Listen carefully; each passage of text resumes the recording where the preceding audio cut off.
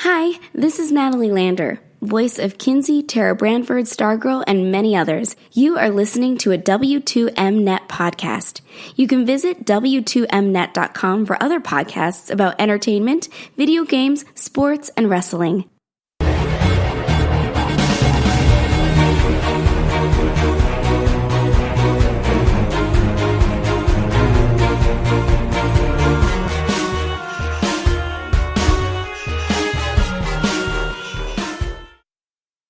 You are listening to Video Games to the Max.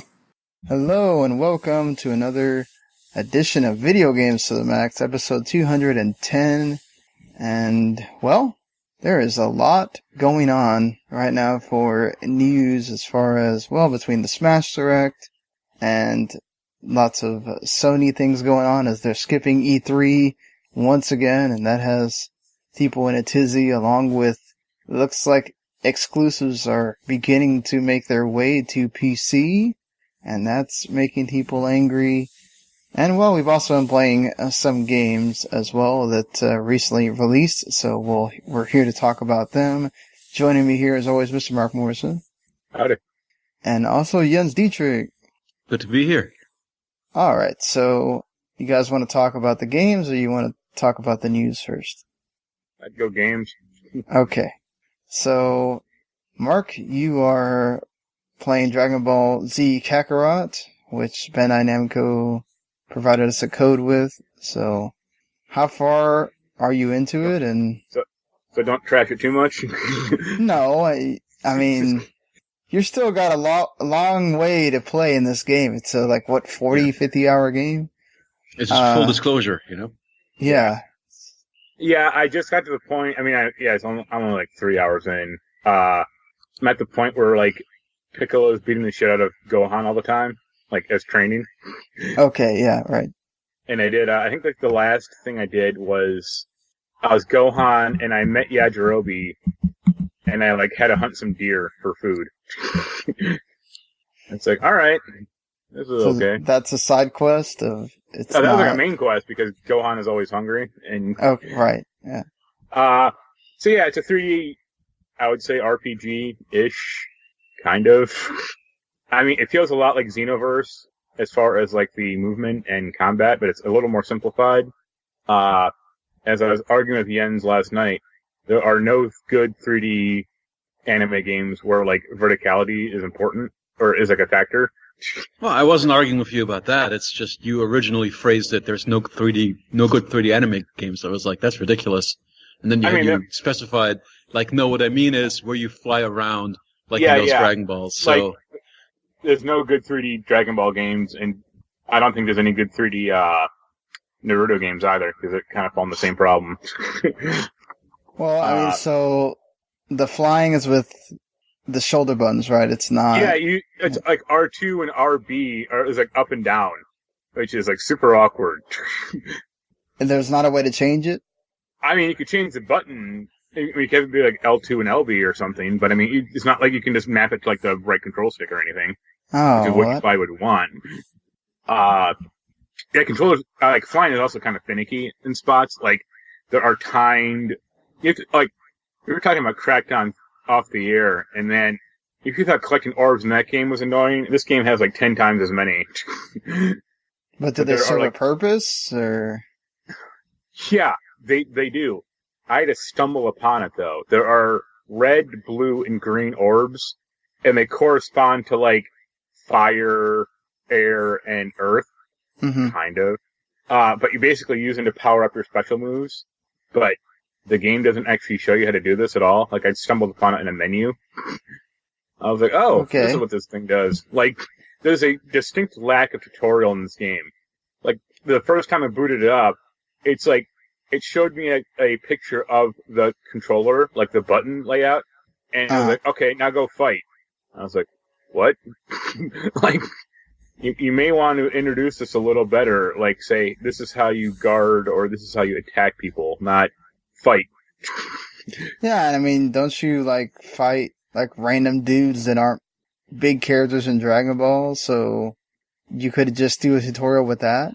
Yeah, well, you're constantly fighting these stupid robots that I don't know where they're coming. It's I don't remember this in Dragon Ball. Like, I've watched a fair amount of that show, and these guys never showed up. There were, I think in 2 of the movies they have where Goku fights robots. But, okay. I mean, like you said, it's not like there are episodes where they just have Goku going around and fighting robots because he has nothing else better to do. Yeah. You know? And like there are all these guys like constantly around. Yeah, I mean, fighting, you only have one melee button, and you just keep hammering on that. You have, like, you know, your usual key blast, and then, you know, you have special moves. It's real basic. It's not, like, boring yet, but it's getting there. You're gonna say something? So there's no way to, like, gain more abilities? I'm guessing, like, once I mean, theoretically, like, one of the first things you do is, like, you do this, like, little mental battle with, I think, Krillin, and then you, like, learn one of his moves. But that was like in the first 10 minutes, and I haven't seen anything else like that yet, or since. I'm sure that, like, once he becomes Super Saiyan, his attacks... I mean, yeah, but the game is very, like, laborious. Like, it's just very slow. Like, so this looks more open world than previous Dragon Balls. How open world is it? How contiguous is the world? Like, is it just one huge area? No. I mean, it's a lot like Shadow of War, that second Mordor game. Like, there are individual like biomes that or like cities you can go to. Like, they're decently sized, but all you really do is collect orbs or hunt for like materials. Like, occasionally, like they may have like a side quest. Like, the first side quest I did was finding Master Roshi's porno mag because Turtle hit it, which was pretty funny and on point. But yeah, it's not like these things that like fill the side quests. Like, at most, I've seen like 2 in an area so far. Yeah, I think that probably changes once you get through some of the bigger battles in the game and that kind of. I mean, maybe, but I mean, yeah, it's just going so slow. It's like, oh man. So how long does it take to? Well, what level are you? How long does it take to like level up? See, it levels up automatically. You don't like. It's not like an RPG. It basically like levels up with the story. So you don't feel like defeating a certain number of robots or whatever makes it to where. I mean, if you defeat like 1,000 of them, you may get like another level. But it's just basically, it's not like you gain like powers. It's just like, oh, you get 10, like plus 10 HP or plus 20, you know, attack power. Right, but like, how much can you grind it out? Like, can you get to the point where you're severely OP? No, you can't. I think that's probably due. I wouldn't be surprised if some of that is also because they don't want you to be so overpowered to where when you have that first big fight with Frieza or something like that, like you're one-shotting him or whatever. No, you know? But it's not like, you know, they don't take that into account. Like, I had to fight Raditz 3 times, and I beat him all 3 times. And it's not like, oh, after the first time I beat him, he left, or, you know, the story ended. Because it's like, yeah, they're following the anime, so... Right, yeah. It doesn't matter. I mean, I should have just lost that fight. I think if I did... it doesn't matter. You still would have gone and kept on, so it doesn't matter. Like, I should actually try to do that. Like, the next boss fight, like, some big fight, I should just lose it and see what happens. Well, I'm assuming you fight Nappa next if you're going to the story, so... Yeah, well, I'm still, like, in the Gohan hunting dinosaur meat crap, but, yeah. Wait, is it actually just retelling the old story of Dragon Ball that we called... That we all know? Exactly. I mean, but that's the whole point of it, though, is, like, you're getting to play as Goku in a sort of free-roaming environment and getting to relive his story and have those big battles and... They are adding... I think they are adding some, like... They add, like, a new character, which I haven't seen her yet, like a new Ginyu Force member. But yeah, it's pretty bog standard. Like, you know, here are the Cybermen, or, you know, here's Piccolo, you know, all that stuff. Yeah, I mean, I think Bandai did tell me that they're adding 11 subquests or something like that. Also, they had this like, incredibly weird character community member board thing, or it looks like some weird like board game where you have like a character in the middle who's like determines what board it is, and then you like can place like these medals or icons around them to like boost it up. And they barely explain it at all, so I'm not even touching it too well because I don't know what to do. Yeah, I mean, does it feel like it's important to what you're... I think it would be, but it's like, because a lot of it's like, oh, if you fill out this board, you get plus 100 XP. Or, plus 100 to your cooking, skill or whatever. But it's really slow, and they don't explain it that well either, so... I think if I really stared at it, I might figure it out, but they should have explained it a little better in the tutorial. Do you feel like this is something that, if you're not a hardcore DBZ fan, you could get into? No, God, no. You need to be. Because there are very specific references in this game which are, only catered to DBZ fans. Okay. Well, I mean, at least the fan service is spot on, so... And, I did one fight with Raditz, which was actually kind of cool, because it was, the big boss fight with him. So it was, very different from the other ones, because he was actually, a tough opponent. But most of this stuff, I just mash B on the controller until it ends. Okay, that's why you're playing with Gohan, because Goku died. Right.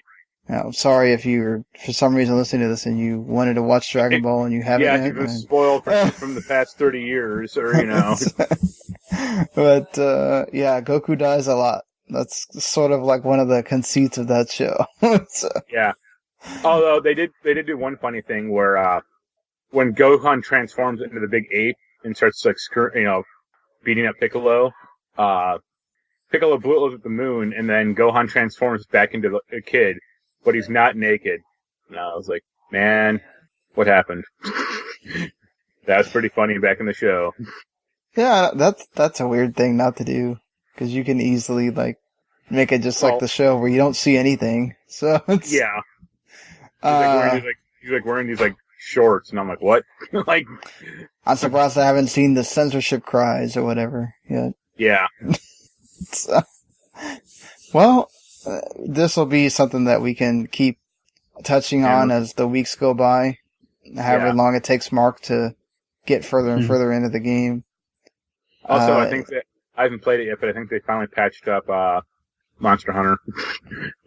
I did see something about they had patched the console versions. The PC one for me, because I downloaded some 200 megabyte patch to actually make it work. Did you download the patch with Dragon Ball? No, I think it just auto-downloaded. Okay, because they were please make sure that whoever's reviewing downloads the patch before. Oh, Dragon Ball, it just patched it by itself, so. Oh, okay. Yeah. Well, Jens, you've been playing the other, well, technically it's a remaster of a game that came out in 2016, but, the Switch version of, Tokyo Mirage Sessions Sharp Fire Emblem, how's that? The other big release this week. I was chatting with Mark last night, and he asked me, so is this more of a Persona game or more of a Fire Emblem game? And I told him straight up, there's practically no Fire Emblem gameplay elements in this. No, yeah. It's Persona if the titular Personas were classic Fire Emblem characters.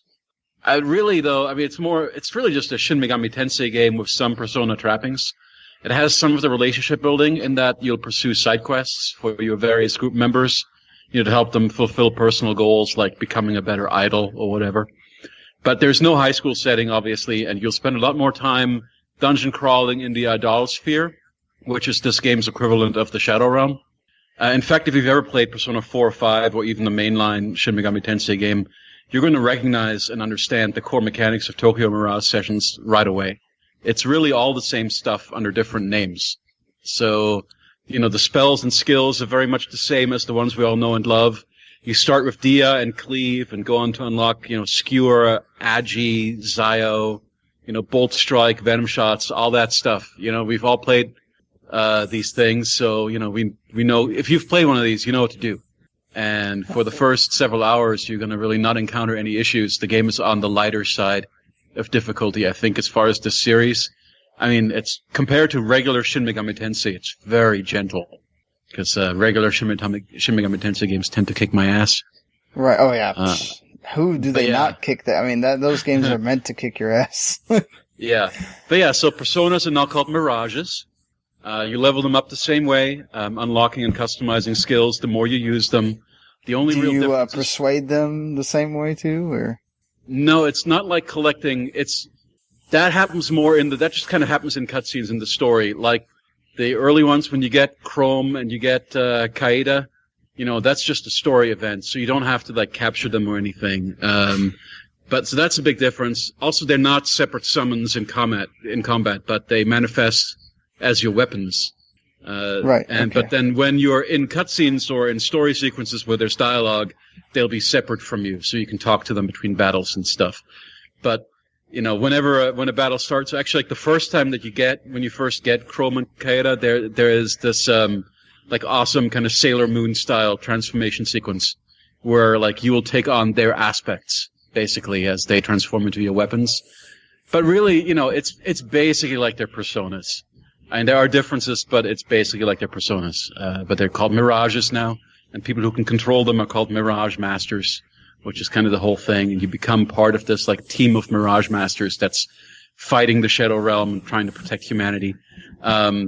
What in Persona you know as combo attacks, here are called sessions. And they work very similarly. So if you hit an enemy with an attack type that particular enemy is weak against, that will then trigger a follow-up attack from your other team members, and it'll turn into a big thing.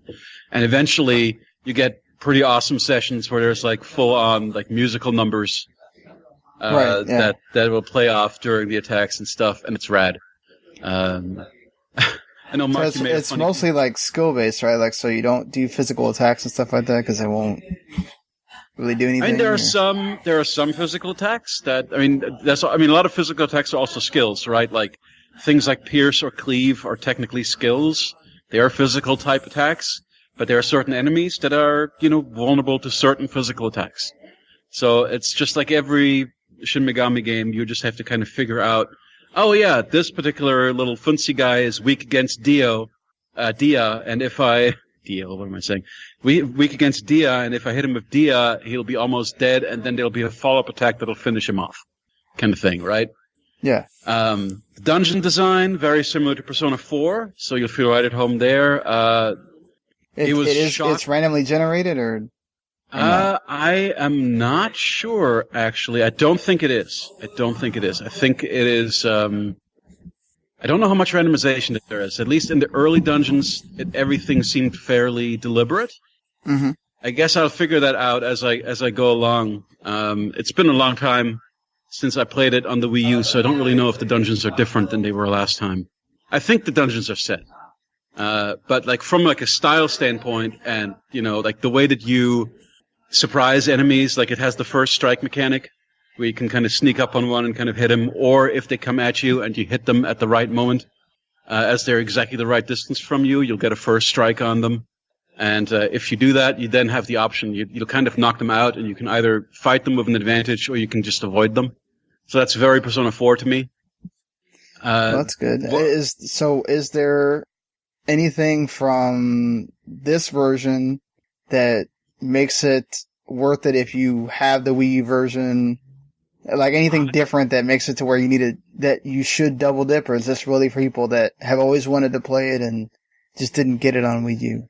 I think it's a great way to play it for the first time. I have not yet come across anything that was notably different from the previous release. The main things I've noticed, it's kind of a trade-off where obviously this is not coming on a DVD this time, so there's less space, which means that your cutscenes and your music are more compressed than they were on the Wii U version. So I think I personally still slightly prefer the Wii U version for that. But then on the other hand, the load times are much shorter. Like the load times are that was one of the biggest problems I had with that game, was it took forever to load. Yeah, it's really snappy now. I mean, like almost instant sometimes. Oh, that's great. That's great. So that's a big advantage. So it really kind of matters what you care about. I just love the game. I'm happy to play it again. The biggest difference you'll notice from Persona right away is just how quickly you get into things, right? Like there's like no hours and hours of intro. There's no, you have to go to sleep now. You don't have Morgana telling you to go to bed every 20 minutes of game. Like it's just, you start in the prologue you start with this, the anime cutscene that depicts the inciting incident, which is the Great Disappearance. Which I don't know if you remember, Sean. Yeah, I do remember that, yeah. Right, the entire opera house disappearing with only one survivor, Tsubasa, who becomes, one of your main group members, your childhood friend of the protagonist, Itsuki. And we flash forward 5 years, and, she's auditioning to be an idol, and gets almost immediately abducted into the Shadow Realm, into the Idolosphere. And you've got to go after her.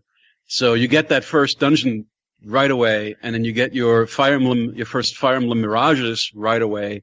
And then it also turns out that your best friend Tuoku, who's kind of a Ryuku type, he's already a Mirage Master, which he's been keeping secret from you. So you kind of have your core group together right away. And you go up to I think there's 7 or 8 playable characters altogether in that game. And there's some great, you remember some of those. You remember, what's his name? Barry Goodman, you remember the otaku? There's an otaku, there's the record manager, there's all these different idols. A lot of the people that are in once you're recruited into this team of Mirage Masters, it turns out that there's a lot of idols, that are in there with you. If setting wise, the thing that it reminds me most of actually is Persona 4 Dancing All Night, which is in a similar kind of idol industry, record industry setting. So that's just the basic premise of it. Obviously a lot of stuff happens. There's 2 cities, that you're in. I forget what they are, but it's kind of 2 major Japanese cities that it's taking place in. And you do break up your time between, doing side quests where you're building relationships and things, and going into the Idolosphere to do dungeon crawling. Though again, there's way less relationship building than there is in the Persona game. And there isn't a lot of you're not going to get do activities that'll boost your skills or any of that stuff. So yeah, it's just, to me, I'm about 4 hours in now. It's been a long time since I've played it, so admittedly, I don't remember a ton of what happens later in the game. That's okay. We don't need to spoil that for people. Yeah, it'll be great to see that all again. I'm loving it all over again. It's one of my favorite Shin Megami Tensei games, and just a fun and relaxing dungeon crawler with an awesome art style and lovable characters. And I really don't have any complaints about it. Actually, the only thing is I wish there were more of the anime cutscenes, because again, when those Sailor Moon style transformations happen, I'd forgotten how awesome those are. And it made me fall in love with the game all over again. So I was like, I want more of this. Why can't I see this every time I go into battle? I wonder if this does well for Switch, if they would consider making a sequel, or, another not necessarily has to continue the story, but just another one of those games. That's... You could also directly continue. Have they ever done a, direct, other than Persona 2, the 2 parts of Persona 2, have they ever done, a direct sequel with the same character? Didn't they do it with 4? Well, 4 had a whole bunch of spin-offs with the same characters. Yeah, because that's what they're saying is Scramble is actually more a Persona 5 sequel than it is being a spin-off game, so... Right, so they've done it for when they did spin-offs, but I don't think they've done it for, a mainline sequel, but I would actually love this particular one, I think a mainline sequel would be great.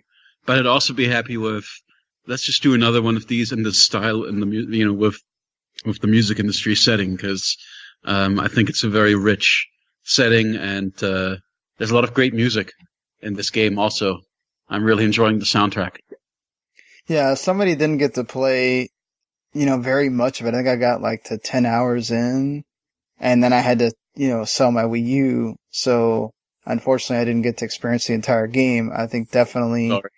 If I ever catch it I know at Walmart, if it's still there at your Walmart, because I know it's sold out in a lot of Walmarts because of Walmart has that $10 off thing for Switch games.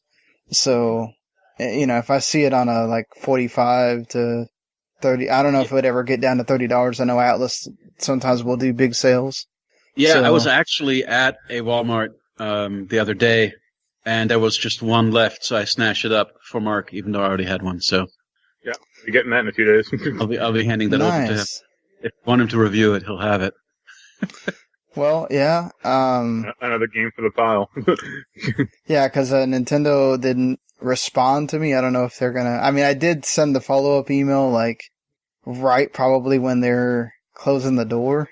You should have opened it with, listen, you fuckers, I want to play this game. That would work so well.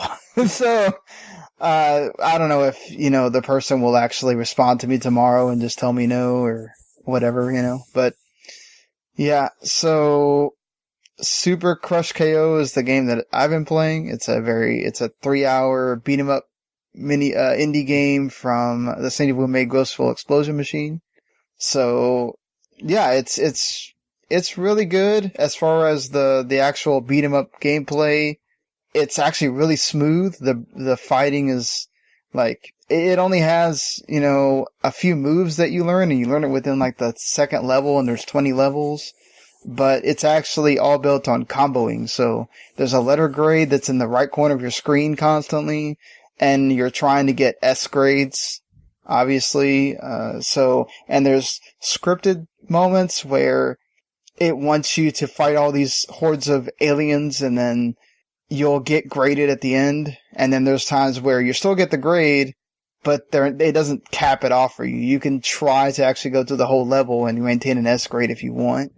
And I mean, that's kind of the basis of the game, is just trying to keep your combo. The story's kind of funny, and it's like, you're Karen, and she gets her cat stolen by this alien. And basically you go and run off, and you're fighting these aliens because you're trying to get your cat back. That's the basis. Yeah, that's the basis of the story. It's a beat 'em up. What do you expect? So, and then you fight these giant mech robots in the boss levels, and that's sort of it. But like, I enjoyed it. I'm writing the review right now. Vertex Pop sent me the code, so I'm like halfway through it, and I'll probably have it done today, and then we'll go on to the next game.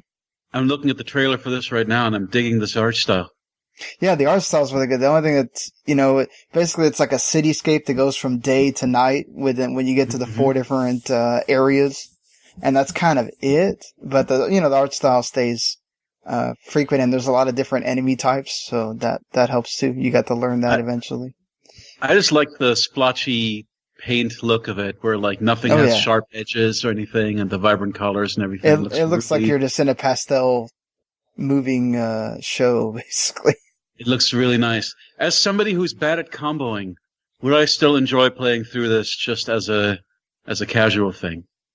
Or does it matter getting a good rank? Like, what is the benefit of getting a good rank? Do I have to, or is this just... No, you don't have to at all. It's there if you like score chasing. But you don't have to at all. You're not gated. Like, if you don't pass it with a B, it doesn't mean that you don't get to the boss or whatever. That's if you want to. You don't have to. Or don't get the best ending or whatever. No. Yeah. There's only one ending, and, so don't worry about that. That was my thing too, is I was actually happy that there wasn't something like that, because that turns me off from games, because I'm a person that loves beat 'em ups. And if I get that you need to have combos to try to get people to keep playing and stuff like that, but I hate it when, if you don't get this certain score, then, well, you don't get to see this, or you don't get to go on here. It's kind of dumb. So I'm glad that they took the kind of casual approach of, you can do what you want here. So yeah, I mean, it's $15 if you want to buy it. I would say it's recommended. The only thing is, like I said, unless you're not a score chaser, there's not much for you after you beat the 3-hour, story. So that's on you.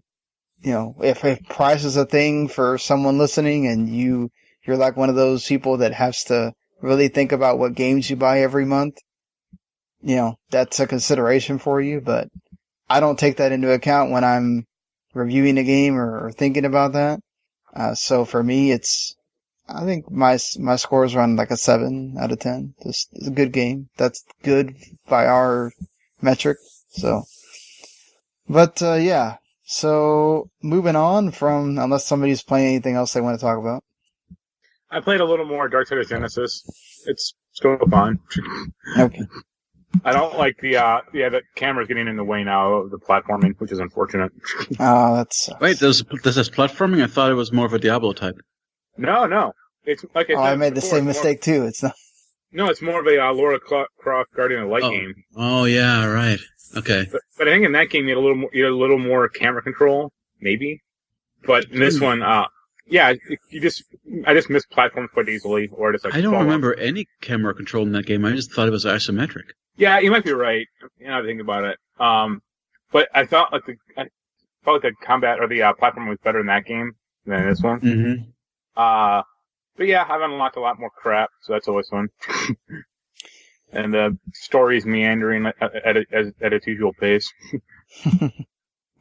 All right, so let's get into news stuff. So basically, the whole, everybody was hyped for this Smash Direct as you're getting the last fighter in the first fighter pass, and technically this character is not available until the 28th of January, but many people were either very happy or very upset that Byleth, the protagonist from Fire Emblem Three Houses, was the character that got announced. You get the male and female form of Byleth, so there's that option for you. Sakurai is a huge Fire Emblem fan, so this is why there's so many Fire Emblem characters in the game.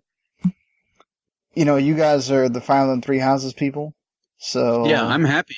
Yeah, I'm not a huge Smash fan, but every time a new Fire Emblem character is announced for Smash, I'm thinking to myself, wow, I should probably give Smash another chance. Maybe this will get me back into it. So that's exciting for me. I also was just excited by how it trolled the rest of the internet. It was fun seeing everybody's reactions. Yeah. I had too many swordsmen, you say? Too many, yes, that was great trolling. I love that. I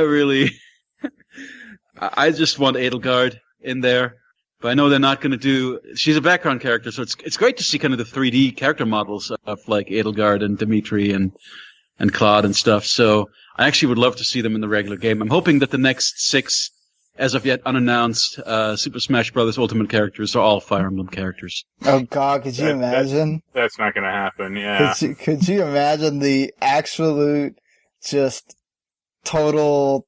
Man, Sakurai would get so much shit. It'd be ridiculous. What do you think about them adding like all those weapons? I mean, that seems like a lot of different weapons. Well, it's just just tied to your like buttons. So I mean, it looks like they're just different attacks. It makes her a very versatile character. It looks like the Pokemon trainer or something like that. Yeah, so she has the Sword of the Creator, the red. Sorry, I can't announce this. Red bar lance. It's like the bow, the big hammer, and I think the axe from. Yeah. From that game, and just I mean, it's she, exactly like you said. You guys said she can't. I think they said her grab is not good. Like it lacks range, but basically from a distance, you're not going to be able to stop her or him at all. And that Final Smash looks awesome, as most of the Final Smashes do. What do you guys think of the stage? And I'm sure you are excited about the 11 tracks being added in. Oh yeah. And as I said, I love seeing the other Fire Emblem characters kind of rendered as 3D models in the background, and I like seeing the monastery as a stage. It looks really good. Good to see Garrett March in Smash. Yeah, well, good addition. I may have to pick that up. That season pass up at some point. Mm-hmm. They also announced what had already been rumored, the new Smash DLC pack, which is going to have 6 characters, and they will all arrive before 2022, which is amazing that they are already promising almost 2 years worth of content. So it's going to be really spread out. Yeah, it's going to be timely, huh? Well, I mean, you know how Sakurai says that it takes him a long time to make one character be able to fit in with all the other characters. So, and to be fair, that game's going to get played for a long time, so it makes sense that they're supporting it for a long time. I mean, it's going to have legs to support that. So, yeah, I mean, I think it takes them a lot longer than it does to put in characters for other fighting games. It seems like, anyway. Mortal Kombat's pretty quick. Well, no, that's what I'm saying. Like, it takes Smash a lot longer to make characters than it does for Mortal Kombat or Street Fighter, or, because they're also adding the stage, they're adding musical tracks, especially for these third parties. I'm sure a lot of that is legal mumbo jumbo that they have to get out of also. So, I'd imagine with Banjo and Kazooie, Microsoft, they had to put in some legal exchange there with Microsoft. So, yeah. Go ahead. I was catching up on some podcasts, some other video game podcasts early today. Like I was listening to Castle Super Beast, and they were, still speculating about. Well, he held up the number 3. So what does that mean? It's got to be like they've got to do Dante. Oh, maybe it's March 3. Maybe it's everybody was saying it's either Dante or Sora. It has to be somebody huge because it's the last one. It's like, well, now it really doesn't because they have 6 other DLC characters, so they can make you wait all the way to 2020 end of 2021 to see Sora or whatever. So I just love that it's 3 houses. I love it so much. When I saw him do the number 3, I was like, watch it be 3 houses, and everybody's going to be pissed because it's another Fire Emblem person. And yeah. So they have some cool Mii fighters as well. They got added. Altair from Assassin's Creed. A rabbit is in there. I was happy to see a Cuphead in there. And of course, 2 Mega Mans from Battle Network and Mega Man X. So that's cool. I wonder if that means we're going to get a Battle Network collection or something for Switch. I mean, I assume so, because that Zero collection's coming out soon. Yeah. Oh, it does come out in a couple of days. That's right. Yeah. So that'll not be great. Yeah, I forgot to ask about that, honestly. I didn't know if you wanted to add another game to your... No, it's coming out like next month. Yeah. So. Oh, I thought it was the end of this month. All right, so that's good.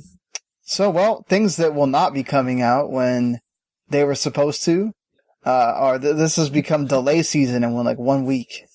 So 4 games got delayed in the matter of just this week.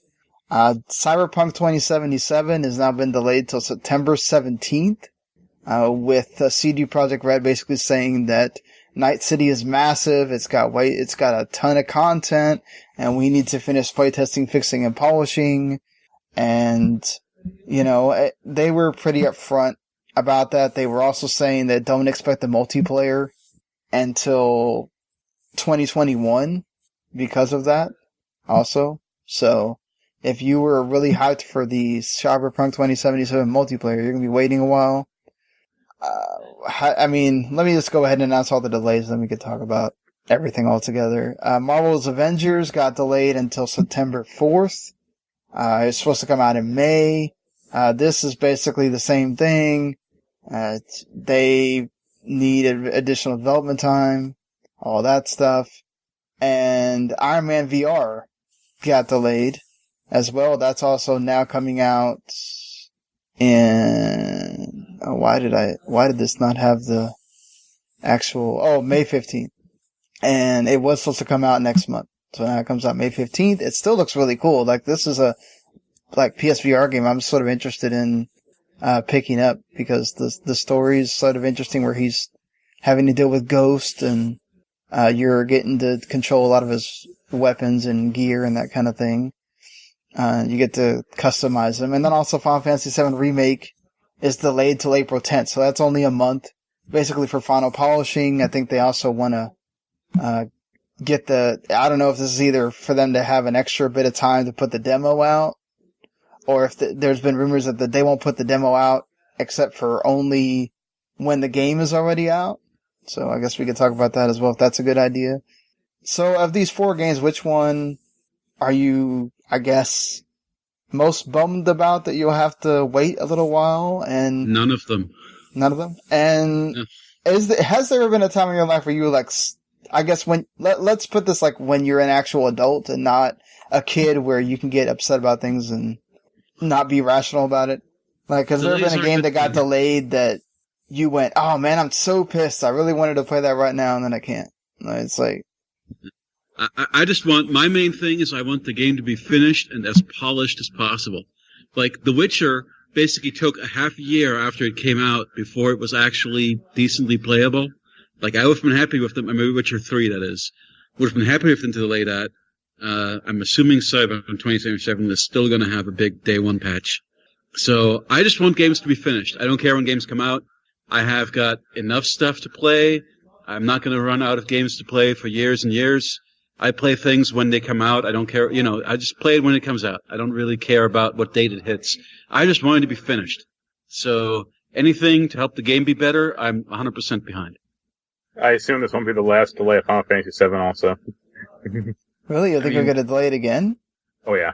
I don't expect that to happen. I would have thought if they're going to do that, just delay it further. Why delay it for 1 month and then... right now if they knew that that was going to happen. Yeah, I mean, perhaps depending on how far along they are with Part 2, maybe there was a little bit of, hey, let's delay this, make sure this Part 1 is good, because they might be playing this for a while by itself, and we don't want to release it kind of borked or whatever, and then there's a bad taste in your mouth while you're waiting for the second one. What do you guys make of the whole, okay, so they had a demo leak, right? And obviously that's up there on YouTube and all that stuff. Wouldn't it make more sense to go ahead and release that now to get people like of a taste of what that is for their own self instead of the rumor that they might release it that day? It would drive people nuts too much, I think. It would just infuriate people that it's not coming out even sooner. Okay. Is that how you feel, Jens? Just have that demo there if people want to play an hour, see if they want to buy it, or just release it I don't really know what the point of it is. If I'm interested in Final Fantasy VII Remake, I pretty much know I'm going to buy it anyway.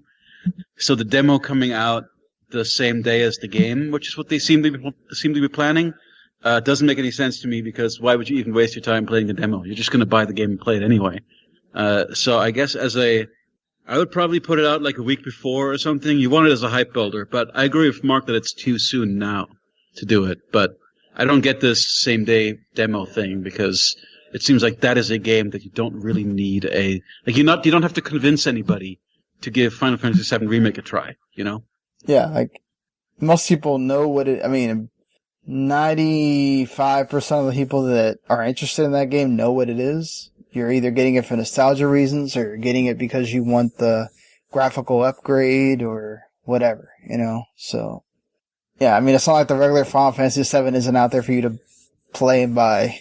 So, they did the same thing with Final Fantasy 15. They released that demo before the game came out, about a few weeks before. Yeah, but that's what I'm saying. No, there was... That first demo came out a long time before the game came out.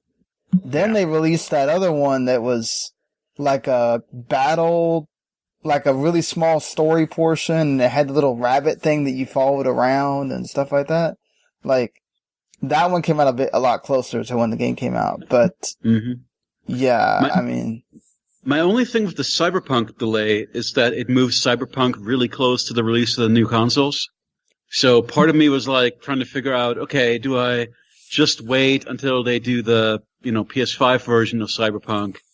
But then CD Projekt Red came out and said, we're not going to do that. So, supposedly there's not going to be a different version for the new console. Yeah, quickly. It's going to come out at least 6 months to a year later or something. If they do it. They said they have no plans right now, so they may obviously still, that they could hedge their bets and eventually say, well, now we have plans to do it, or, we weren't ready to announce it or anything. But... the thing is, you don't really need it, right? Because supposedly both of these consoles are going to be day one, all of your save files, all of your, if your game's digital, obviously. If you have a digital version of the game and your saves in the cloud, it's going to be there day one. You don't have to do anything, other than maybe an update or something, you don't have to do anything special. So you don't really need to have a PS5 version if just putting it on your PS5 is going to make it look better. And this is one that I'm definitely going to buy digitally, just based on how Witcher 3 went. Witcher 3 on disc is basically a coaster, because there's, I have basically re-downloaded the entire game worth of content in, hundreds and hundreds of gigabytes worth of patches. So it's it's a totally different game anyway. Yeah. So I'm assuming... there's not really, unless, I've come to the point where it's unless the game that's on the disc is actually finished, there's no point having the disc. And I'm a physical media guy, but it's if the whole game has to be overhauled past initial release, I don't see the point of having a disc. I used to be, but, since Mark and I both have been, reviewing games for a long time, everything comes digitally almost. I mean, at first, like, when we were in, like, the early days of 411, I remember, and I'm sure Mark remembers too, getting I got, like, bundles, discs with, like, big-ass bundles, or I had Activision send me Game Fuel with my copy of a box that had Infinite Warfare along with Game Fuel and something else. Like, so, I mean, I think I kind of miss that sometimes.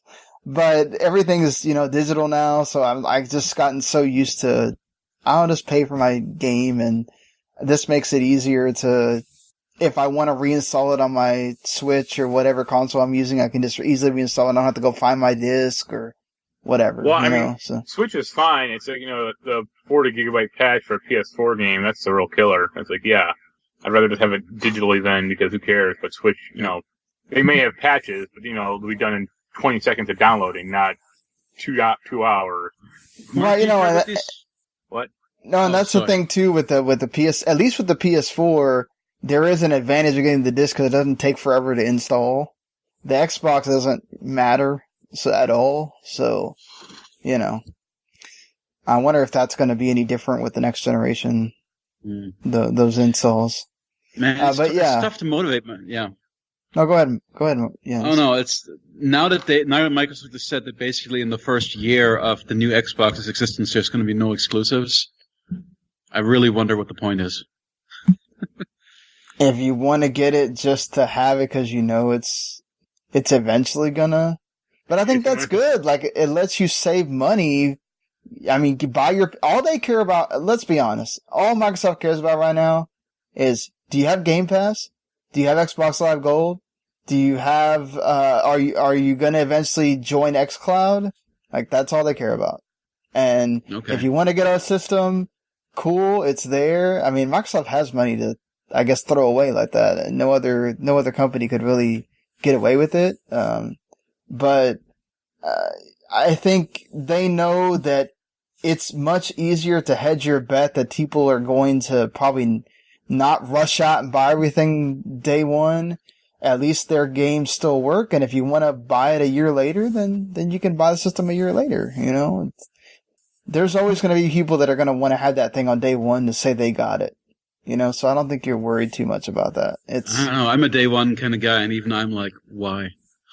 Well, yeah, if I'm going to pick between one or the other. Microsoft and not PS5, I mean, especially if all the rumors are true. I mean, right. Yeah. Oh, PS5, definitely day one. Yeah, I mean, let's see if PS5, what they're going to have at launch, as far as games go, because... I think PS5 will definitely have PS4 backward compatibility. Oh, they do. That's already been confirmed. But if the rumors are true that it's going to have all backward compatibility, that'd be rad. Oh my god, that'd be amazing. Unfortunately, aside from some PS3 games, I don't really care, because I lost all my PS1 and PS2 games, so... I'm sorry, man. Yeah. I'm so happy I've got like about 40 or 50 PS2 games that I'm like I'd be excited to put those back in. I have like 15, maybe between like 10 and 15, but they're all like most of the good ones, so. Play Way of the Samurai again, I mean, if this just makes it to where maybe Persona 3 and 4 will become digitally available again, yeah, all those Persona games. Yeah, I'm down with that, because... Digital Devil Saga. I want to play Digital Devil Saga again. We can play Nocturne again. It'd be great to be able to put all those discs again. Yeah, I got Nocturne, so that's fun. Is there any of these that you're, like, you really wanted to play when it was going to come out, Mark? Or are you cool with waiting? Or? I mean, probably Final Fantasy VII, but I'm okay with that, because, like I said, I think that'll be delayed for a while. And we'll be playing Persona 4 the Royal. I mean, 5 the Royal. Yeah, exactly. I mean, I'll be playing a better game, so that's nice. I don't understand the in our podcast chat, I saw some folks being like, "Why even have a console? I'm just going to sell my console. Who cares?" Just like, what are you talking about? It's not like there's not games. He's not constantly be upgrading your PC every 1 to 2 years. Like, I don't think he's a PC gamer either. I think he's not. From what I've seen, the person you're talking about, I think I've seen him review driving games, and I've seen he plays, like, I think Wildlands was his favorite game that year that it came out, so I think he's more of a shooter driving game person, sports person, than say like RPG and platformers and all that stuff. Right. So,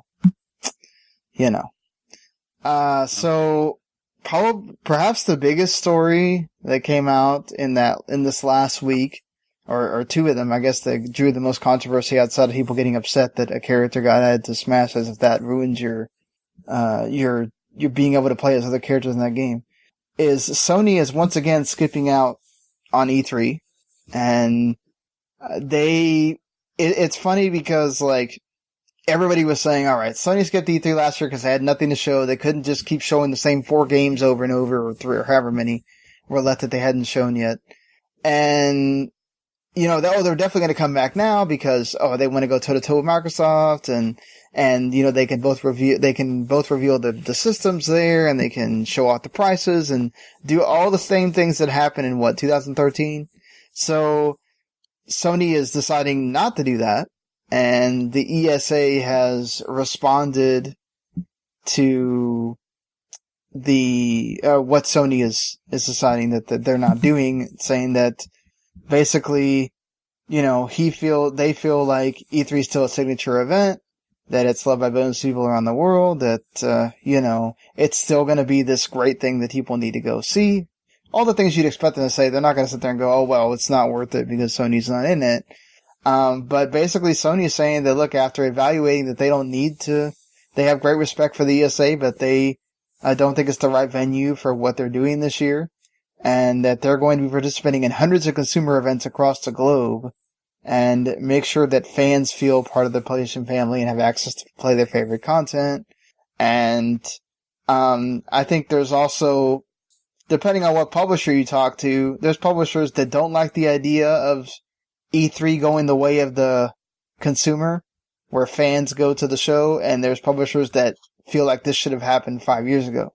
So, obviously, I feel like we all know that E3's gotten to that point where it is significantly downgraded, been downgrading as an event in like the last, I want to say, 3 or 4 years.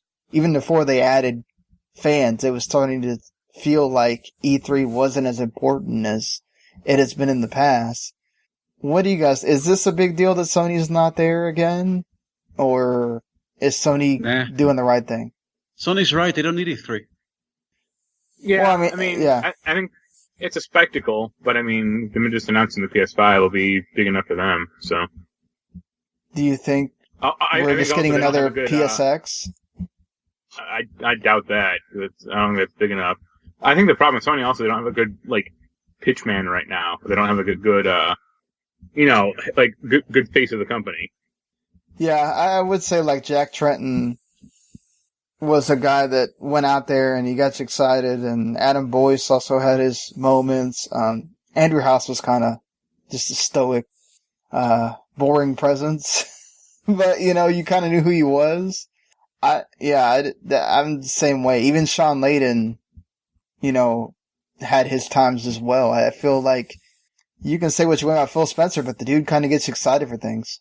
Yeah, and obviously the biggest one was, Reggie, or... Yeah, especially Reggie, yeah. Yeah. That dude would light up a screen saying almost nothing. Sony should just hire Reggie, and that'll be it. Could you imagine that? I think they've realized that people care about the announcements. They don't really care about the spectacle as much. I think there's a core group of people who really like the spectacle and who get excited to watch all the E3 presentations and stuff every year. And I used to be one of those people. But I think most people just kind of go on the web after the fact and look at okay, here's a list of all the announcements at E3, and they pick what they care about. So I just don't know if it's just worth it for them monetarily to have that presence. You spend a lot of money being at E3. Oh yeah, definitely. And if all they wind up doing is doing a state of play, that is significantly way less money. And it will draw probably just as much attention.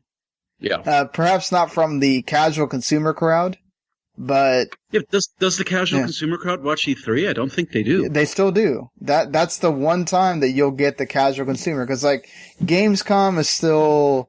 It's in a different... it's in Germany, and I think they don't show, I think if one person usually has like a press conference and they'll show that or something, but like E3 is still that destination thing in LA that it's like CES still, that like that one time where people kind of all gather and can look at that and say, okay, this is the gaming event or whatever. We should kind of watch this.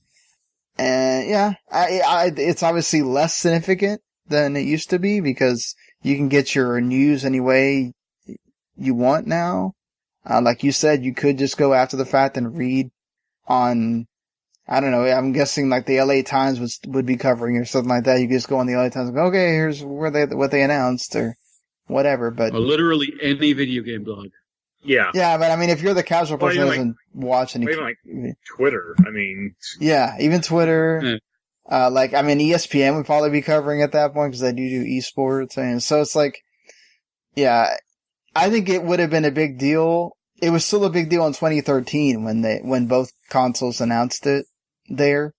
Now you can have your own event and create your own press, and I think E3 is a bigger deal for the people that really need E3 because, like I said, it still has that aura around it. People are still going there, and maybe you don't go to maybe these press people aren't going to the show floor anymore and having big huts there that say GameSpot or IGN or whatever, but all these people are still doing streams and are still creating content around it and are still making it a big deal that, okay, for these 3 days we got to sit here and push out stuff, and they're still doing that, and Nintendo's still there too, and so is Microsoft. So if these smaller companies can make a dent with people going there, especially the fans going there now, yeah, I think it's good. But for Sony, it's probably better for them.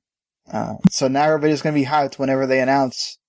When do you think they would show it? Do you think it's like next month before, or now that we've had some delays, do they wait to March or something to say, okay, we're going to show off the PlayStation 5? Or do they dare do a show around E3? No, I think they show at least maybe the box next month, or run their stupid whatever conference they're having like the first week of February, and then go that route. What do you think, Jens? I have no opinion. I don't really know what they're going to do. Okay. I'm assuming it's going to be around E3.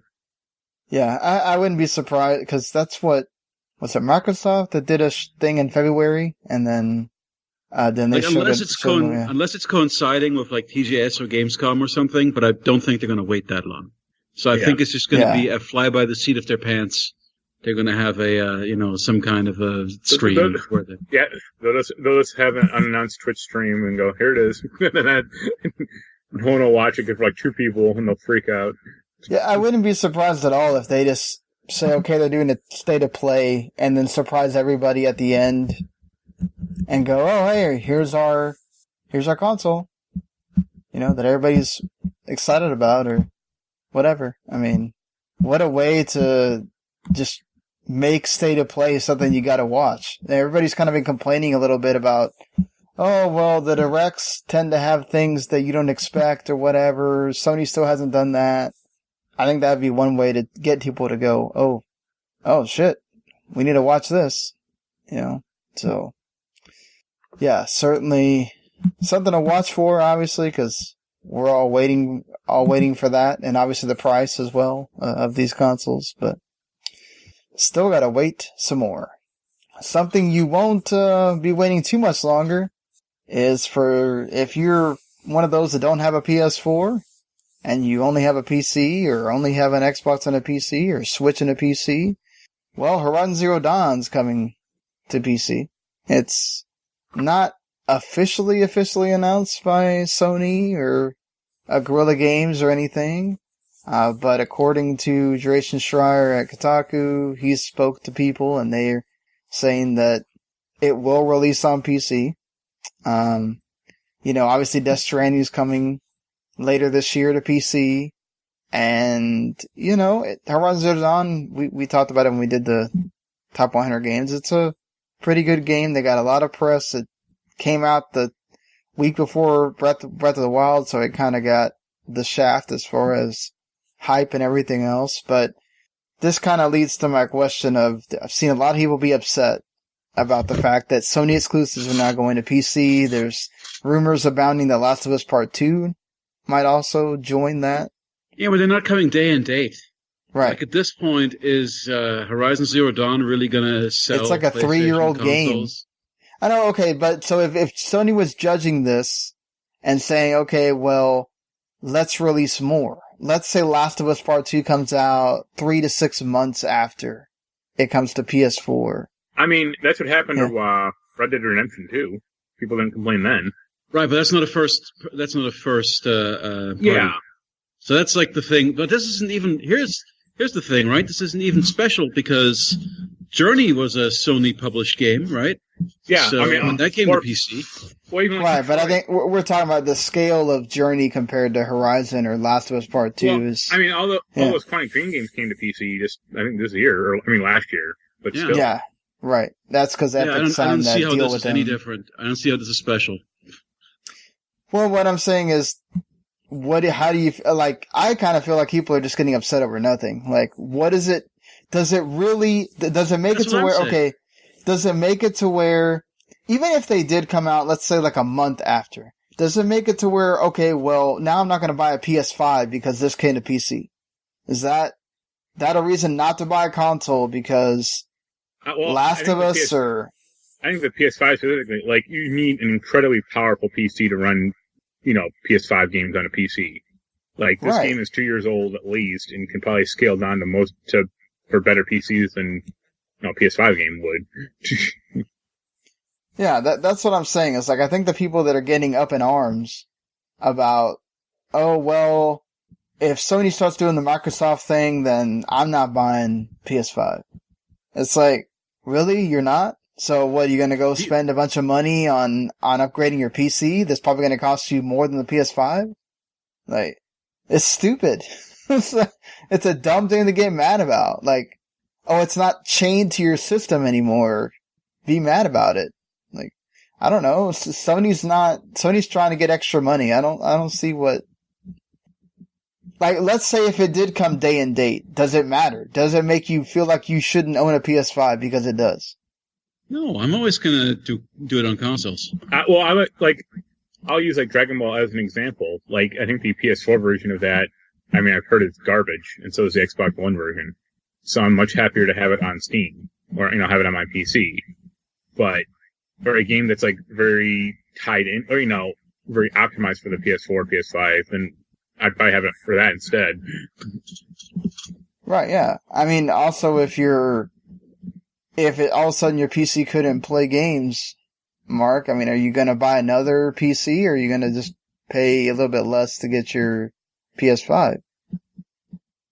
I mean, I'd probably get a PS5. Well, yeah, so, I mean, I guess that's my point, is like, I don't necessarily think that the reason people are not buying Xboxes is because those games are also showing up on PC. That's probably a sector of that market. It's more because they didn't really have a ton of games that came out in this generation, I mean, they tried to start out strong with like Rise and a Forza, and I think they had like one or two other exclusives, and they had like Halo. They had a bunch of stuff lined up that I cared about, like Scalebound and that card dueling game. Yeah, Phantom Dust. They all got, they all got canceled. Yeah. Yeah. Yeah. And I mean, not to mention, at first, this is when Xbox was having to deal with the total negativity that they dawned on themselves. So. Yeah. Right. From the distribution model. That absolutely ruined them and made it to where, okay, well, I'm definitely going over to Sony now because I'm not going to have all these problems that they're, For me, the worst thing about Xbox is the user interface. I think the menu is still awful. Oh, that thing is, yeah, that's definitely not the best part.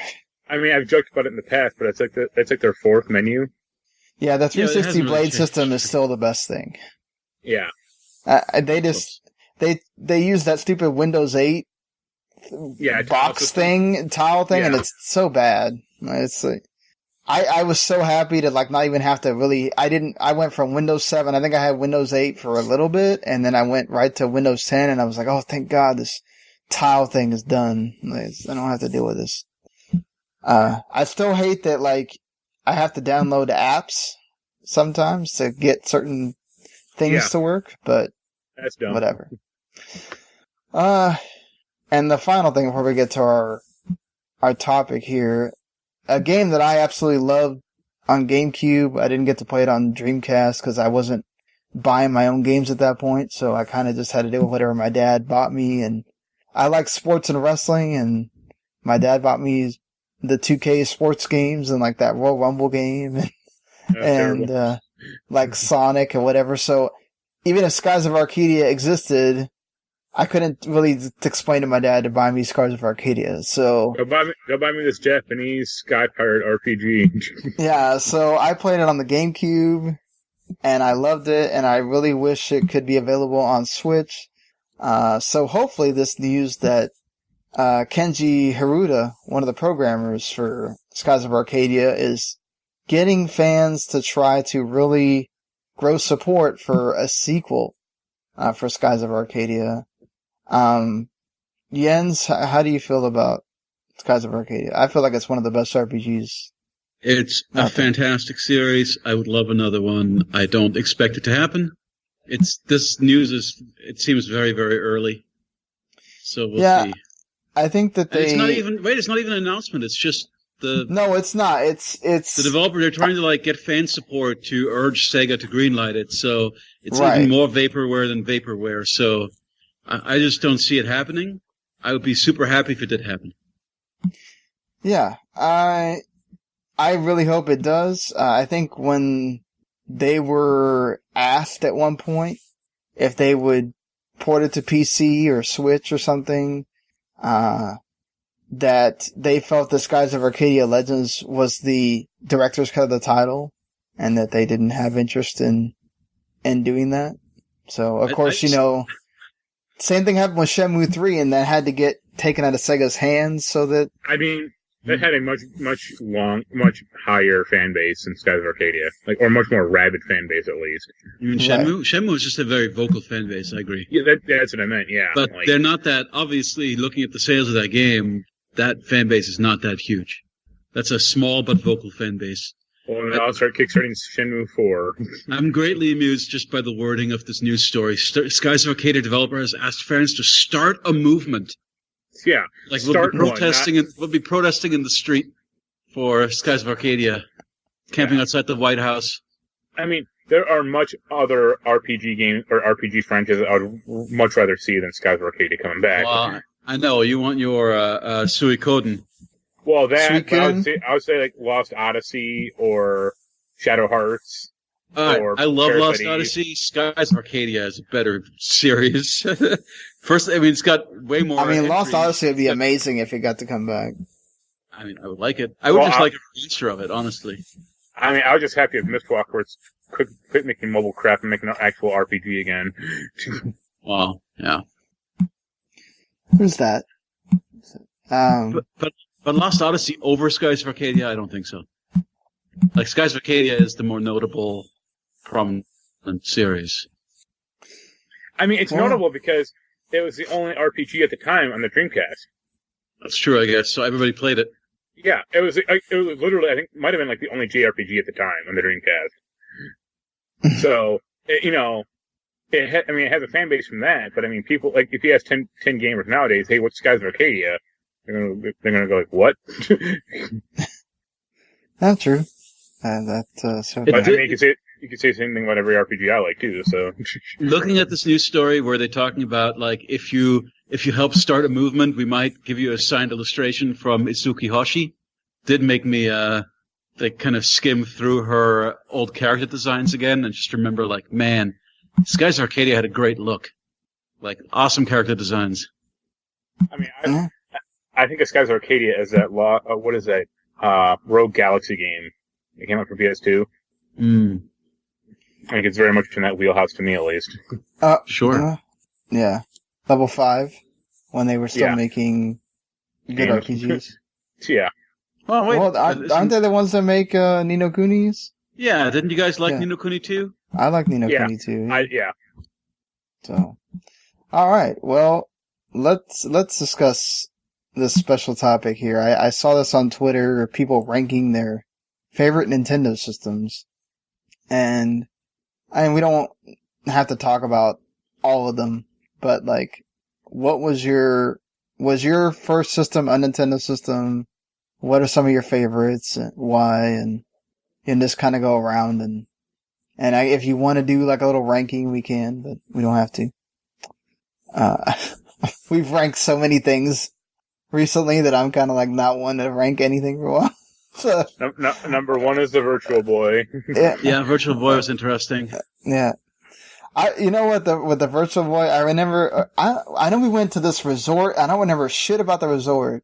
Of course, I was like, I don't know what year it was, that this was like 96, something like that. And like, I don't remember nothing about what we did at that resort. All I remember is my uncle had a Virtual Boy, and I was so hyped to play Mario Tennis on that thing. And I spent, I think, like 2 hours. Of course, my eyes started hurting after like the 2 hours, but I was thrilled playing Mario Tennis on there. I loved the DS. I thought the DS was an amazing system because it was it was the adventure game system for me. There were so many good adventure games on that. You know, I liked, there was like like Hotel. The DS just had such a rich library of like everything. Well, yeah, but it's like almost, there was like a whole era where basically there were almost no good PC adventure games, but the DS had like Ghost Trick and Hotel Dusk and the Ace Attorney games and the Professor Layton games. Yeah. And there was a port of Broken Sword, which was really good. So I just put like hundreds the 999 of series. Yeah, 999 series. Yeah, Virtue's Last Reward. I mean, of course, the 3DS kind of continued that tradition. But the DS hit like at the right time for me where I was on the go a lot and I would just play adventure games, all the time. So I loved that. And then the other one for me, which I know people are going to think me crazy because this was like one of the biggest flops, but I love the Wii U.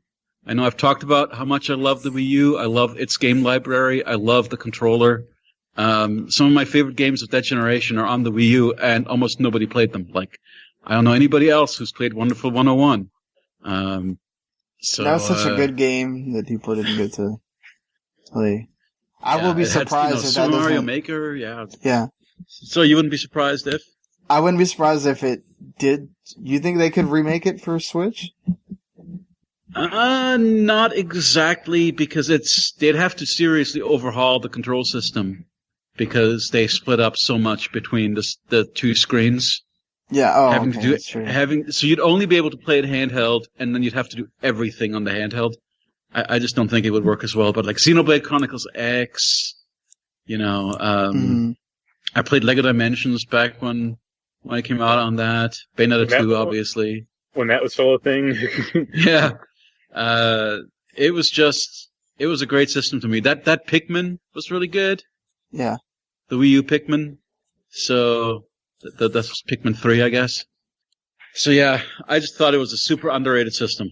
It's not my first Nintendo system was actually, the 64. And mine was a Game Boy. Wow. Yeah.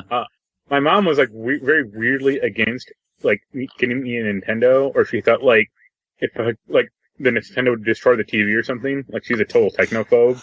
That's so weird. She would she bought me like my first Game Boy, and then I had like 5 more of them after that. You think she just read an article somewhere about burning? No, because that would require her reading. I think she viewed it as like black magic or something. What? But then, like, a week after I moved in with my dad, he got me a Super Nintendo. So I'm like, all right, cool. Well, nice. I got my Super Nintendo. I got my NES and my SNES pretty late in life. Like, my first one was actually a modded one that did component out. So that's how late it was. So I always played those systems at friends' houses. But, they were good systems. Yeah, I played Nintendo at a friend's house quite a bit. Like, I remember playing like Mario 1 and 3, like staying over at his house or something during the night. And like the 64, and then the GameCube, right? I mean, the GameCube was awesome. Mr. Mosquito, you have your Eternal Darkness. No, Mr. Mosquito wasn't GameCube. That was only PS2. Oh, wow. I'm getting things mixed up. Yeah, I mean, it was... Oh, you know what I'm thinking of? I'm thinking of Mad Maestro. No, that's also PS2. Yep. Yeah. Okay. So fuck the GameCube. Okay, it's been a while. But there were definitely some GameCube. There was like a Rogue Squadron game that was incredibly, that was incredibly shiny for its time, like beautiful graphics. It was great. Same thing with that Resident Evil remaster and Resident Evil Zero. Mm-hmm. Those games looked awesome for their time. So yeah, the GameCube was really, of course, original Luigi's Mansion. So yeah, I had a great time with that. It was a great system. Yeah, I love my GameCube too. Luigi's Mansion is probably one of my favorite games I got to play on there.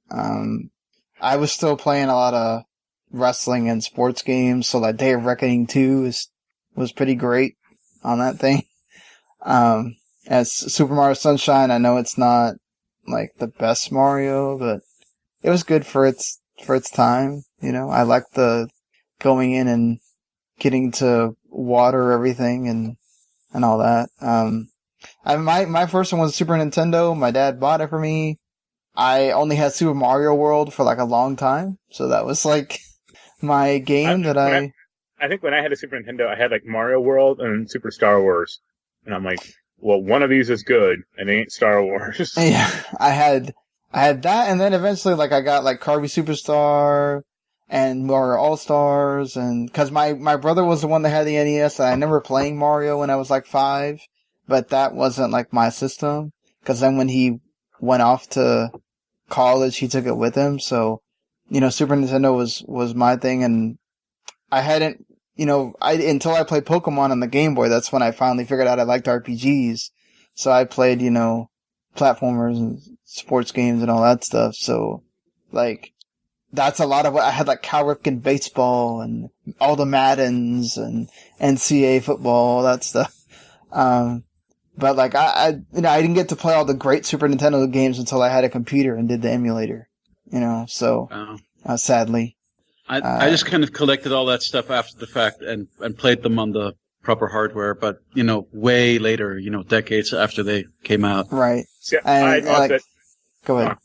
I was going to say, I had most of that stuff as a kid, but then I, you know, just lost it through various moves or, you know, stuff like that.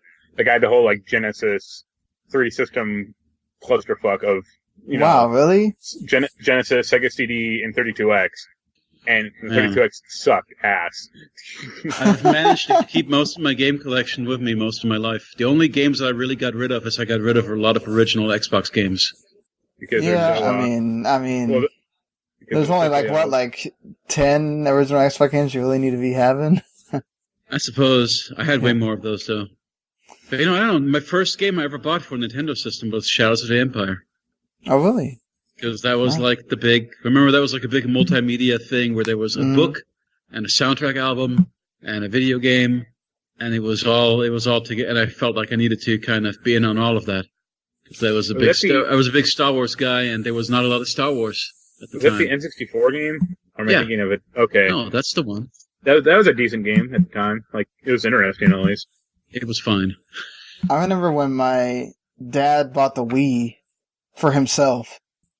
And we all went to his house. He had no idea what Wii Sports was, and we all played it. And he's like, "Wow, this is amazing! We're bowling and we're playing baseball. Like we're there." And it's like, "Yeah, Dad, this is what's."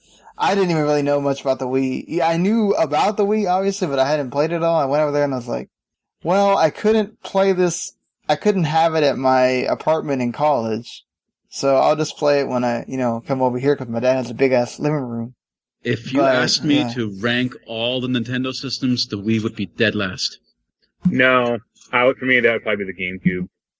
No way.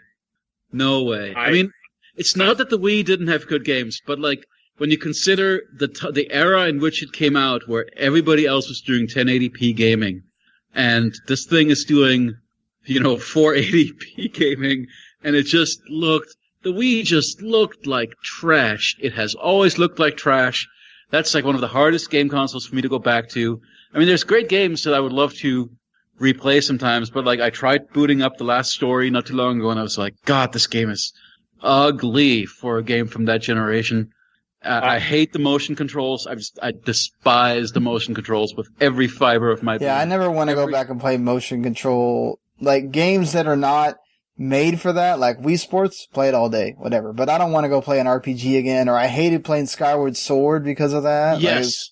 Skyward Sword is like trapped on that system because they did just enough with it where you can't do without the motion controls. So it's difficult to like adapt. Yeah, they'd have to redo console. that entire game, I think. But man, that was the fly in the soup of that game was having to deal with like blocking and all that shit with motion controls. Oh my god. So yeah, I have a great loathing for that system. And that's another reason why I think I personally love the Wii U so much, is because the Wii U to me was the course correction where, hey, we're making a real game console again, and it's actually got an innovative controller that makes sense, that adds to what you want from a game rather than the tracks. But look at the sales. Like the Wii U was a huge flop, and no one cared about it except for you. Yes, this is okay. You cannot trust the public for anything. Look at Sean. You just posted like, here's the 10 top selling games of all time, and it's like all trash. So yeah. I defy you, sir. The Call of Duty Ghost is not trash. No, I'm kidding.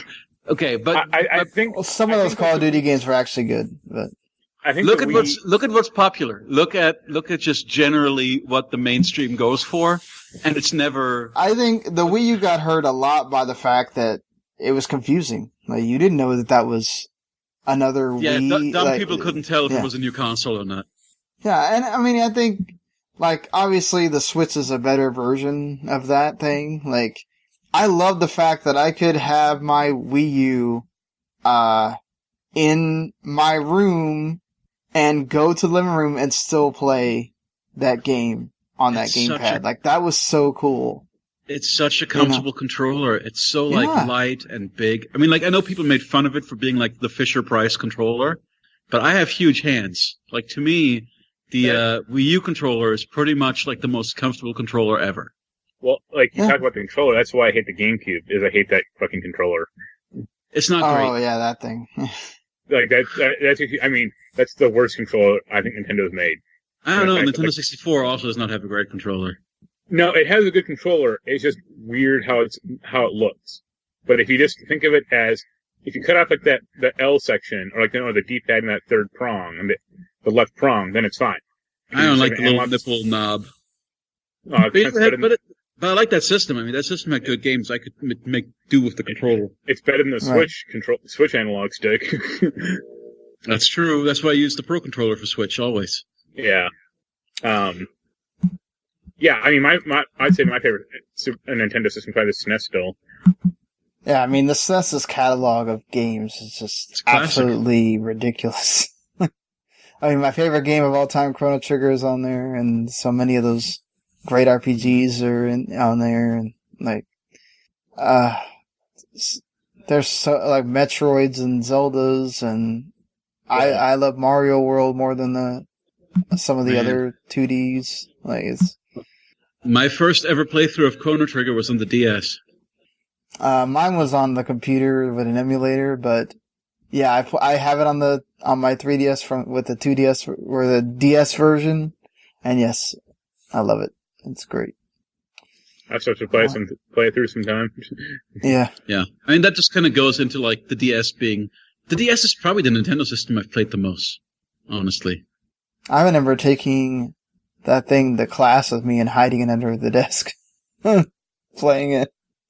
Mine, I mean, if you're talking about time, I'd say probably mine is probably the N64. Mm-hmm. That was the only system where I've had a controller, because we had a big family and I had 4 controllers for that thing. We played Mario Kart all day, Smash. GoldenEye? GoldenEye. The only good Mario Kart 64. I mean, it's a good Mario Kart. It's not the only good Mario Kart. Yeah, it's not the only good Mario Kart. I'm one of those people like Double Dash. I really didn't like also. the Wii Mario Kart. Oh, I hated the GameCube one, the Double Dash crap. It's like, what? Oh, well, a lot of people love that. I like Double Dash. I have no strong opinions. Yeah, I just hated the Wii one because I hated the control scheme and I hated the stupid little plastic wheel that was everywhere. Yeah. Oh, yeah. Well, anything else you want to say on that before we finish it out here? I think we all know where we stand. Yeah. Everyone should get a Virtual Boy. So I never owned a Virtual Boy, but a friend of mine still has one, and I did play it some, and it was neat. I've had two of them as a kid. Wow. Wow. I mean, Wow. I could see getting eye strain from using it too long, and it wasn't that comfortable. It does, and it was not very comfortable at all. But see, I used it. I would lie down with it, basically with it on my chest, so I'd be basically looking up at it, and then I was fine. The multiplane stuff, I played that Wario platform or whatever the hell it was. Yeah, they made Wario. Yeah, that was okay. The multiplane stuff and that was really nifty. I had Mario Tennis, obviously, because everyone had that. I had Red Alert. I think that's what it was called. This flying Star Fox. Every game was red. We could call every game Red Alert on that stuff. And I think I played Teller Boxer once. But the two games I wanted to play on that thing, which I never did, was Waterworld and that Persona game, or that Jack Frost game. Oh yeah, man, that's a Persona game. I guess I'll never get to play, huh? I mean, you can play it on emulators, but yes. Oh yeah, well, emulation. Well, you can use my Oculus Quest to emulate a Virtual Boy and play it that way. Really? That works? Oh yeah, they got a Virtual Boy emulator for that thing, no problem. Huh. Oh, that's cool. Okay. Set that up for when I'm over. Yeah. Alright. That sounds awesome. Well. Yeah. I think we sort of talked a little bit about everything. I mean, so let's finish out with talking about games that are coming out this week. So you have, I have no idea how you, Psycho Shooting Stars Alpha, which is a shooter on Switch, like one of those bullet hell games. Temtem is coming, which I won't be able to play. I won't be able to tell you nothing about it till next week because they killed the alpha a week and a half ago. And then they were doing a stress test today, and I guess the stress test killed the servers because I couldn't connect at all. So, yep, I'll just let you know when Is that a Naruto Pokemon game? It's Pokemon, basically. Okay. It literally is Pokemon, but with different characters and, whatever. That's the Pokemon that we talked about last time. Yep. Okay. I keep forgetting it because it's I just think about the Naruto character. Kingdom Hearts 3, the Remind DLC comes out on Wednesday? When's the 20th? On Thursday. I may have to buy that because it comes with a soundtrack album. It does. If you buy the fancy edition. Basically, you can replay the end of the game with different characters that you couldn't use in the original game, and there's some other story stuff in there as well. Actually, I don't know if it's a soundtrack album or if it's just the concert video. It's concert video, I think it is. Yeah. That's what they keep showing. That's what the trailer keeps showing, I guess. The Walking Dead Saints and Sinners. Mosaic comes out, which that looks interesting to me. One of those narrative. What is games. Saints and Sinners Walking Dead? Is that more Telltale style or is that a totally different No, Walking that's Dead? that. I think that's an expansion to that Starbreeze game? Or? Starbreeze made a Walking Dead game? No, it's Skybound. Yeah. Yeah, it's a different thing. They made it. I think it's a VR game. Yeah, it is. It's a VR game. Yeah, Starbreeze made a Saints Row or a Walking Dead game, and then they basically went under. Yeah, it was so bad that they basically killed them. They were already hanging on by a thread, and they were needing that game to do something, and it did. Yeah, they were flopped really hard. Payday 2 again, and it wasn't. So, the Oddworld Stranger's Wrath comes to Switch. Praetorian's HD remaster comes to PC, and yeah, then you get the big stuff at the end of the month, which is Kentucky Route Zero TV, Warcraft 3 Reforged, and Journey to the Savage Planet. So, I'm looking forward to Warcraft 3. Yeah, I'm sort of interested in maybe. I have some fond memories of that game, still. Getting that, I don't know. That's the game when I stopped caring about Warcraft. Because of the hero units? Yeah, I didn't like the hero units, and I didn't like the change from 2D to 3D. I really liked Warcraft when it was a sprite game. Yeah, but that Warcraft 2 was in 97. Sprite game. in 2002 or whatever the fuck that game. Well, it didn't look as good as Warcraft 2. Nobody's interested in Journey to the Savage Planet. I've heard someone. So many I'm gonna have to Google that because I don't know what the hell it is. Google Stadia bought the developer So I guess this will be the only game that comes out on all the platforms. Oh, wait, a co-op adventure game? Yes. Okay. And it has cool art style. So. Let me look at some of these screenshots. Does this come to Switch? It's too big to come to Switch. It's PS4, Xbox One, and PC. Oh, sorry. I thought you said Switch. No. Okay. Ooh, that looks like something. Mark, do you want to play this? It's co-op. We'll see. Well, I'm trying to bug 505. Yeah, get this man a review code. We'll co-op We'll see. See how that goes. Alright. I think that's it. So, well, everybody, thank you for listening. If you like what you heard, of course, you can subscribe. Video Games to the Max are pretty much everywhere. You listen to podcasts, you can go do that. The W2 Network, you can also subscribe to that. And also, all of our entertainment stuff, the people that do that, Radisson Broadcasting, they're now part of us. So, you can, for sure, will continue to get their stuff. And you'll get it even faster because I don't have to go the next morning and upload it. They just record it on there live. And then you get it on demand when it's over. So, that's awesome if you're a big fan of that. And we'll be talking about Dragon Ball next week, and maybe Jens will fill us in on some more on Tokyo Mirage sessions, and you might be busy next week. Well, I'm probably going to get a couple more hours in, but yeah, I'll mostly be in Detroit/Chicago. Yeah. Well, there you go. Well, maybe you can make an appearance there to say hi while you're seeing Marc Morrison. He is. Yeah. So we'll see everybody next week. Later.